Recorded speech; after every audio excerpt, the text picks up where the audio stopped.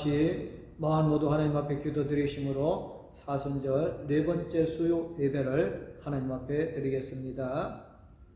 주 여호와 앞에서 잠잠할지어다. 이는 여호와의 날이 가까웠으므로 여호와께서 희생을 준비하고 그의 청할 자들을 구별하셨음이니라. 아멘. 예수님의 위대하신 희생으로 인간을 구원하신 하나님 아버지, 죄인을 속량시켜 주시기 위해 독생자 예수를 이 땅에 보내셔 하늘의 밀알처럼 땅에 떨어져 희생하게 하심을 감사를 드립니다.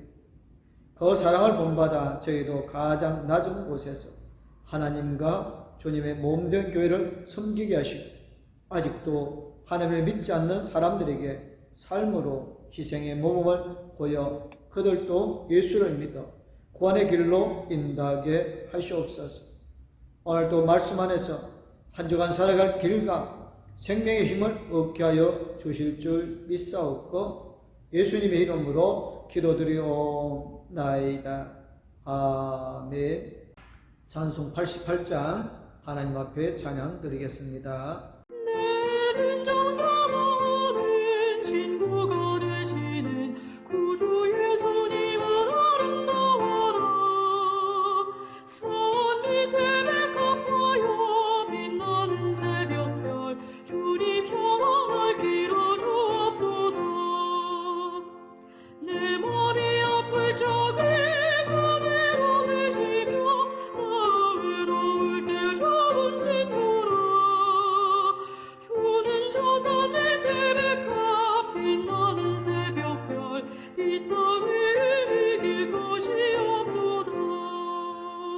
내 맘에 많은 염려 이 세상 거락도 주님 항상 같이 하여 주시고 시험을 당할 때에 악마의 계교를 즉시 물리치사 나를 지키네. 온 세상 날 버려도 주 예수 안 버려 끝까지 나를 돌아보시니 주는 저 산 밑에 백합 빛나는 새벽별 이 땅 위에 이길 것이 없도다. 내 맘에 다하여서 주님을 따르면 길이 길이 나를 사랑하리니 물불이 두렵지 않고 창검도 겁없네. 주는 높은 산성 내 방패시라. 내 영혼 먹이시는 그를 노리고 나 친히 주를 뵙기 원하네. 주는 저 산 밑에 백합 빛나는 새벽별 이 땅 위에 이길 것이 없도다.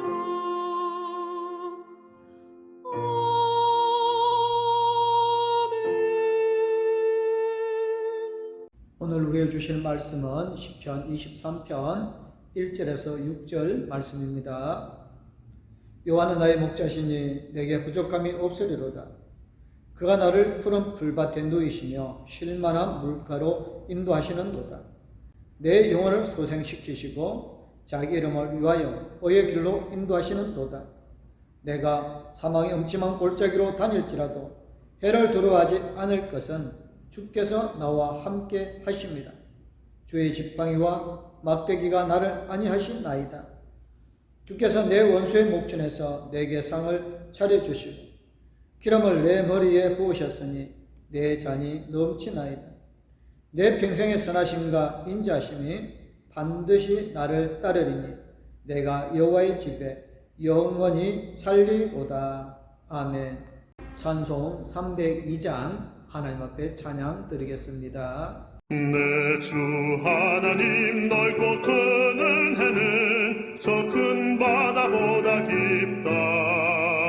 너 곧 닷중을 끌러 깊은 데로 저 한가운데 가보라. 언덕을 떠나서 창파에 배 띄워 내 주 예수 은혜의 바다로 내 맘껏 쳐가라.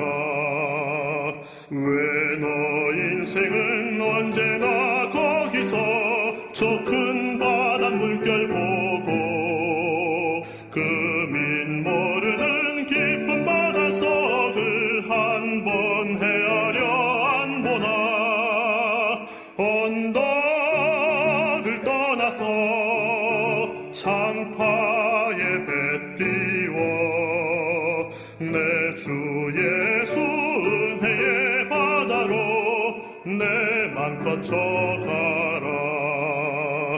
많은 사람이 얕은 물가에서 저 큰 바다 가려다가 찰싹거리는 작은 파도 보고 마음 약하여 못 가네.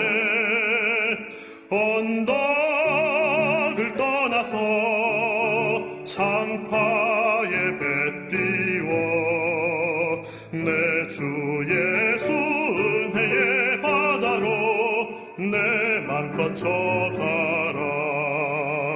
자 곧 가거라 이제 곧 가거라 저 큰 은혜 바다 향해.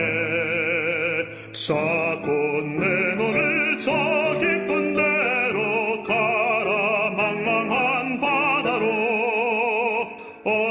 언덕을 떠나서 창파에 배 띄워 내 주 예수 은혜의 바다로 내 맘껏 져가라. 현대인들은 우울증과 외로움을 더해가는 부족한 시대를 살고 있습니다. 교회가 자신을 만족시키기 위해 부족하다고 느껴 교회에 나아가지 않는 많은 사람들도 있습니다. 그런 사람들에게 부족함이 없는 만족을 주려면 어떻게 해야 할까요? 시편 23편의 다윗처럼 부족함이 없으리로다 라고 고백하려면 어떻게 해야 할까요? 광야는 부족함이 일상인 곳입니다. 광야에서 목축하는 것을 본 18세기 어떤 순례자는 팔레스타인의 양들은 돌을 먹고 자란다라고 기록했다고 합니다. 실제로 풀이라고는 찾아볼 수 없는 돌밭에서 양들이 무언가를 먹고 있는 광경을 자주 볼 수 있습니다. 다윗은 바로 이러한 광야에서 목동생활을 했습니다. 숲이나 농경지가 아니라 광야에서의 유목민과 같은 생활을 하면서도 부족함 없다는 고백을 한 것입니다. 그러기에 이런 광야를 이해하지 못하고는 광야를 기반으로 시편 23편을 보지 못하면 본문을 이해하기가 어렵습니다. 오해를 많이 하는 것입니다. 시편 23편은 광야와 함께 읽어야 합니다. 여호와는 나의 목자시니 내게 부족함이 없으리로다. 다윗은 여호와는 나의 목자시고 나는 그의 양이라고 고백합니다. 광야의 양과 목자의 관계는 한마디로 생명 관계입니다. 광야에서 양은 목자 없이는 생존이 불가능합니다. 광야는 부족함이 너무 많은 지역이고 양은 상대적으로 그 부족함을 채울 수 없는 연약한 존재이기 때문입니다. 그가 나를 푸른 풀밭에 누이시며 쉴만한 물가로 인도하시는도다. 유대 광야는 상지의 동쪽에 위치합니다. 주중에 습한 바람이 불어와 서쪽에 숲을 만들어주지만 동쪽에는 아라비아 사막이 있어 더운 바람을 불게 해 지속적인 광야를 만듭니다. 그러나 겨울에 서쪽에서 불어오는 비바람이 산지에 부딪힌 뒤에 이슬 비가 광야에 내려 일부분이 초지가 되기도 합니다. 그렇게 잠시 내린 비로 광야는 푸른 풀밭이 되지만 건기가 되면 또다시 광야로 돌아갑니다. 이런 환경에서 양들은 어떻게 살까요? 양은 광야에 살기에 치명적인 약점이 있습니다.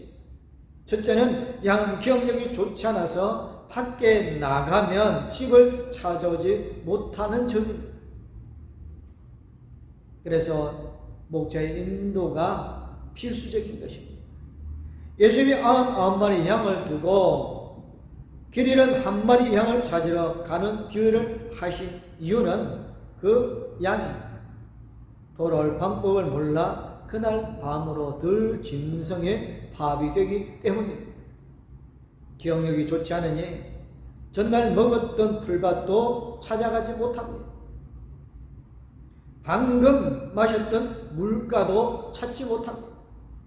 그냥 흘러가는 시간을 따라 살 수밖에 없습니다. 우리도 광야에 놓인 양입니다. 먹을 것, 마실 것, 특히 영생의 양식이 어디 있는지 찾지 못하는 어리석은 존재들입니다.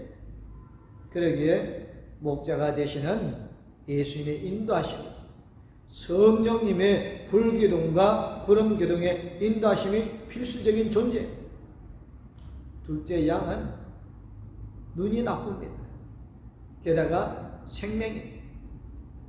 광야에서 풀 색깔과 그 색깔을 거의 구분하기가 힘듭니다. 푸른 풀이 났다고 해도 습한 지역 위주로만 드문드문 풀밭이 형성되어집니다. 그런데 양은 색을 식별하지 못할 뿐 아니라 멀리 내다볼 수 없습니다. 푸른 풀밭이 어디에 있는지를 그러기에 알 수 없습니다.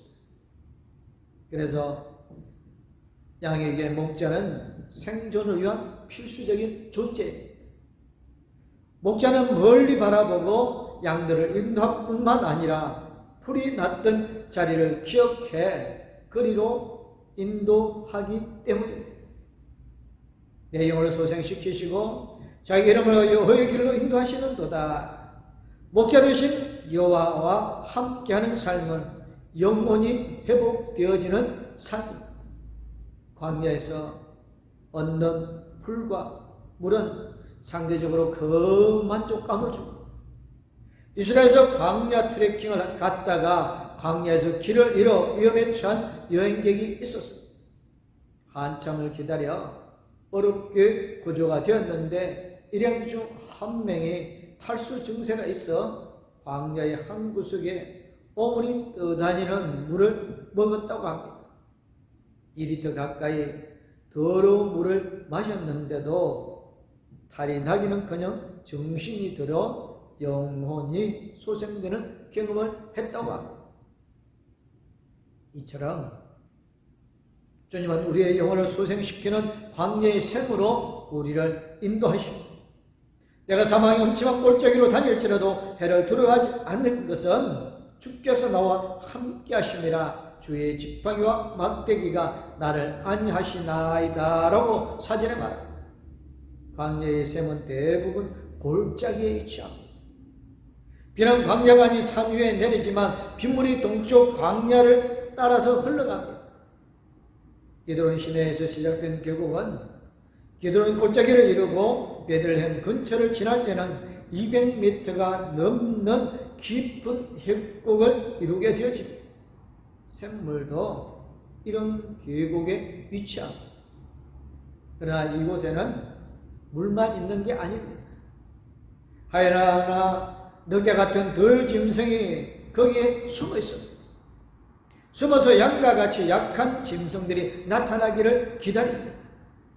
그런데 양은 덜 짐승을 대항할 뾰족한 뿔이나 날카로운 이빨, 강력한 앞발이나 뒷발이 없기에 육식 동물에게는 최상의 먹잇감이 됩니다. 이런 양이 지구상에 가장 많은 짐승 중 하나가 될 수 있었던 것은 그들에게 항상 목자가 있고 그들 또한 목자 곁에 있었기 때문이라는 겁니다. 주의 지팡이와 막대기가 나를 안위하시나이다. 양들 곁에 목자는 멀리 견지할 수 있는 긴 지팡이와 가까운 금전전에 사용할 수 있는 짧은 막대기 2개를 가지고 덜 짐승들의 공격을 방어하였습니다. 목자가 가진 지팡이와 막대기를 확대 해석하게 되어지면 다윗의 문맷돌을 들 수가 있습니다. 실제로 돌은 목동들에게 유용한 공격 도구이자 양을 지키는 도구이기도 한 것입니다. 양이 다른 길로 가려고 할 때 목자는 돌을 들어 양 옆으로 던지면 양들은 놀라서 바로 가게 되어집니다. 그런데 목자가 돌을 잘못 던지면 큰일입니다. 양의 머리를 맞춰버리면 상하게 될 수가 있습니다. 그래서 말씀을 전하는 자들도 돌 던지는 연습을 열심히 해야 돼요. 말씀을 던질 때 정면으로 던지면 성도가 상처를 입어 죽을 수도 있기에 심판의 말씀은 성도 옆에 던지기도 합니다. 경계의 도구로 깨닫고 돌아 일수도록 하면 족합니다. 목자의 지팡이 역할을 하는 또 하나의 중요한 도구가 양치기 개입니다. 양이 많을 때는 목자의 돌로 통제가 되지만 않는 지역이 생기게 되어집니다.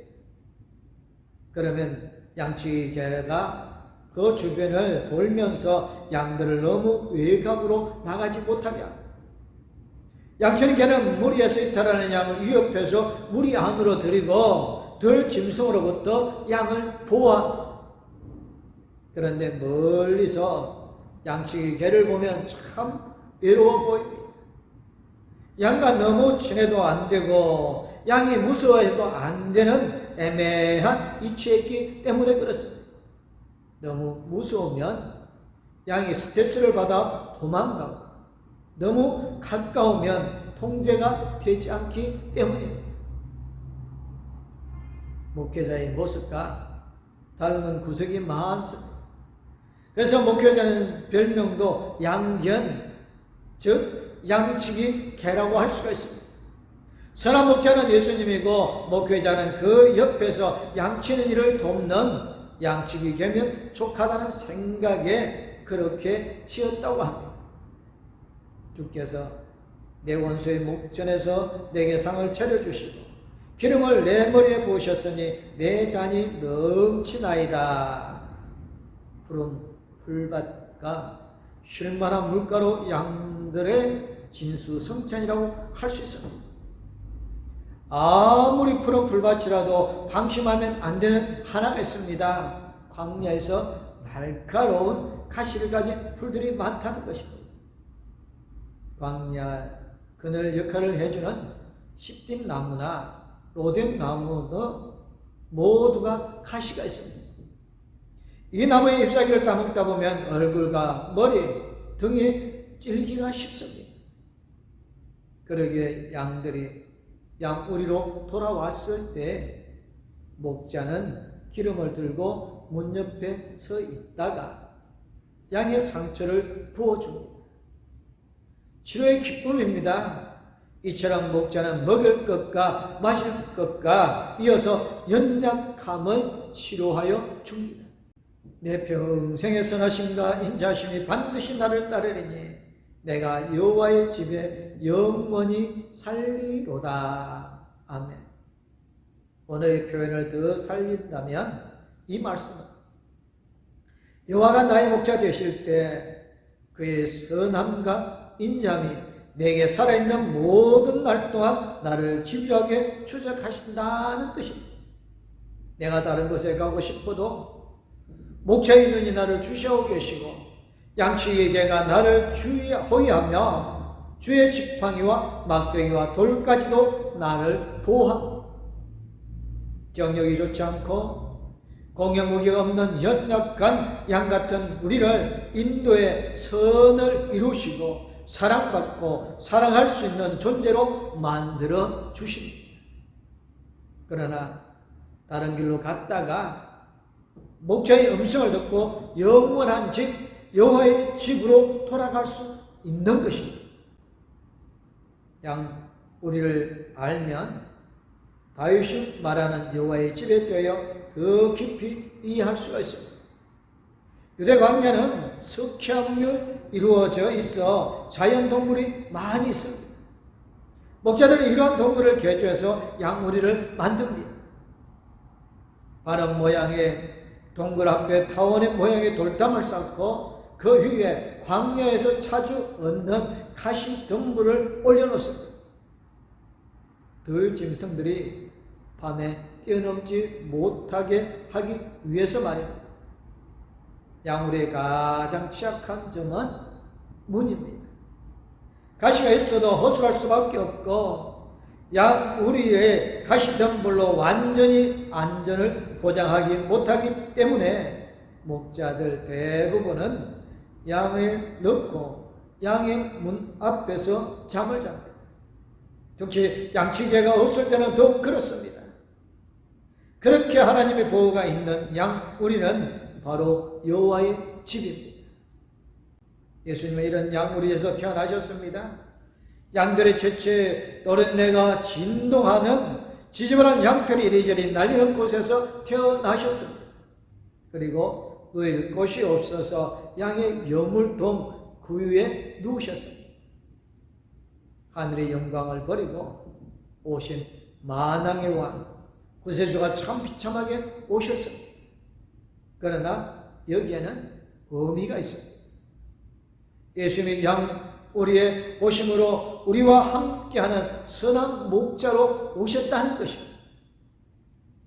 선한 목자 되신 예수님께서 양과 함께 임마누엘 하나님이 되셨을 뿐 아니라 양을 지키기 위해 양의 문 앞에서 밤을 지새우는 양의 문이 되셨습니다.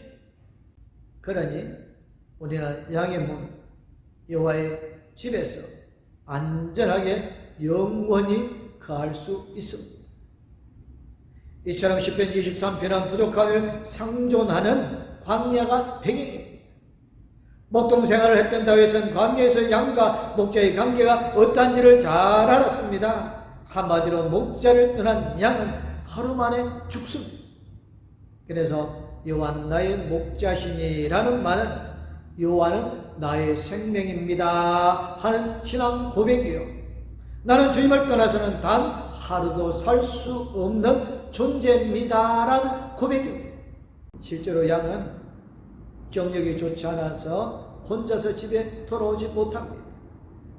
양은 생명의 근시입니다. 멀리 볼 수 없어 목자를 의지해야 합니다. 양은 약합니다. 어떤 공격 도구도 없이 목자의 지팡이와 막대기를 의지해야 합니다. 그러나 양에게는 큰 강점이 있습니다. 목자의 음성을 듣는 귀가 발달되어 있습니다. 예수님도 인정한 최고의 율법 신명기 6장 4절 5절에 쇠마에 들으라라는 말로 시작을 합니다. 양의 우리의 강점은 청종입니다. 목자의 음성을 청종할 때 우리는 강합니다. 내가 강해서가 아니라 선한 목자 되신 주님이 자신의 목숨을 걸고 지켜주시니 강하고 부족함이 없습니다. 광야 같은 세상에 선한 목자 되신 예수 그리스도가 우리의 생명 양식이 되시고 생수의 근원이 되시며 양의 문이 되어 우리를 지켜주시니 무엇이 부족하겠습니까? 광야 같은 세상에서 여호와의 집 주님 안에 가는 삶을 누려가시기를 주님의 이름으로 축복합니다. 기도하겠습니다. 사랑이 많으신 하나님 아버지 감사합니다. 양이 목자를 떠나서는 살 수 없는 것처럼 우리는 하나님을 떠나 살 수가 없습니다. 양에게 모든 것을 공급하여 주는 목자처럼 우리의 필요한 모든 것을 공급하여 주시고 함께 해주시고 지켜주시는 아버지 그 큰 사랑에 감사를 드립니다. 이 어려운 시기에 성령 하나님께서 우리와 함께 해주셔서 우리의 삶이 양이 목자를 의지하는 것처럼 오직 예수님만을 의지하는 아름다운 삶이 되어지며 예수님만을 의지하는 삶을 통하여 새로운 생명을 영원토록 누려가게 하여 주심을 믿사옵고 거룩하신 우리 주 예수 그리스도의 이름으로 기도드리옵나이다. 아멘. 이제는 우리에게 새 생명을 주신 우리 주 예수 그리스도와 우리의 새 생명을 지켜주시고 함께해 주시는 아버지 하나님의 그 큰 사랑, 우리 나아갈 길을 인도해 주시고 동행해 주실 성령님의 감화감동 위로교통 충만하시니 생명의 예수 그리스도 안에 있기를 원하는 공덕교회 모든 성도님들과 가족들 위해 이제부터 영원토록 함께하옵기를 간절히 축원하옵나이다. 아멘. 하나님 이 가정을 축복하소서. 하늘에 신령한 복으로 하나님